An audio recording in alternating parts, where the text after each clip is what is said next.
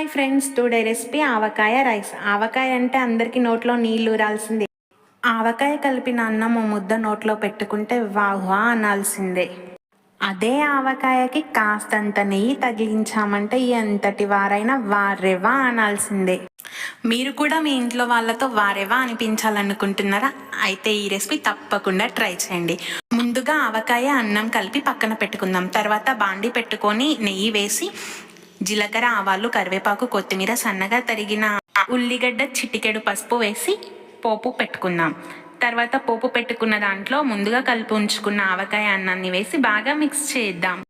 ఒక 2 మినిట్స్ అలా మగ్గనిచ్చి stove off చేసుకొని ఒక ప్లేట్లోకి సర్వ్ చేసుకుందాం. సింపుల్గా 5 మినిట్స్లో ఎంతో టేస్టీ ఆవకాయ రైస్ రెడీ. మీరు కూడా తప్పకుండా ట్రై చేయండి. మీ ఇంట్లో కూడా టేస్ట్ చేసి వారెవ్వా అంటారు. మీకు గనక నా రెసిపీ నచ్చినట్టయితే please subscribe my channel, like and share. తప్పకుండా ట్రై చేయండి. ఎలా కుదిరిందో కామెంట్ చేయండి. మరెన్నో మంచి రెసిపీస్ కోసం నా ఛానల్ని సబ్స్క్రైబ్ చేసుకోండి.